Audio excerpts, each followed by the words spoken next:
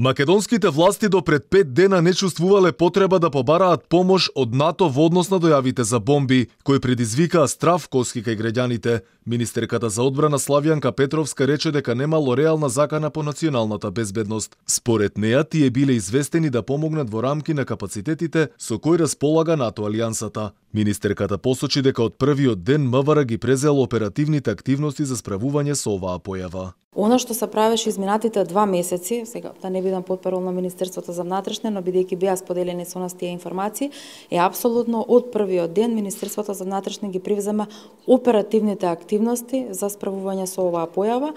Дополнително, НАТО алијансата е побарана поддршка во делот на справувањето со овие хибридни закани на подолгорочен рок, би рекла, заради тоа што улогата на НАТО алијансата е во тој дел. И премиерот се надева дека наскоро ќе се расветлат случаите за дојавите за бомби. Вели ангажирани биле стручни тимови кои работеле на нивно лоцирање.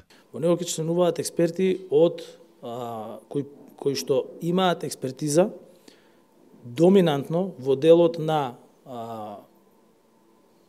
IT технологиите, во делот на се она што се зборуваше во јавноста, во делот на VPN мрежи, во делот на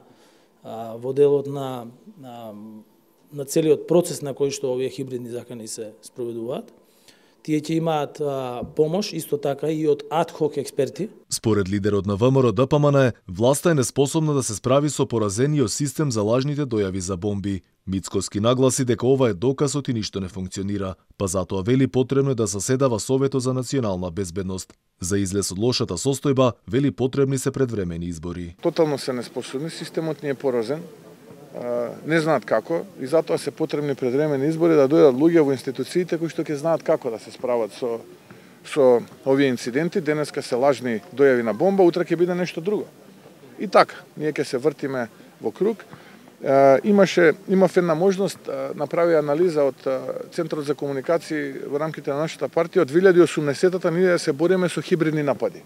Тогаш ги најавувала на Шекеринска, денеска се бори повторно оваа влада на Ковачевски. 4 години ние се бориме со хибридни напади, па не знам кој да беше за 4 години ќе се избореше некако или ќе капитулираше. Така.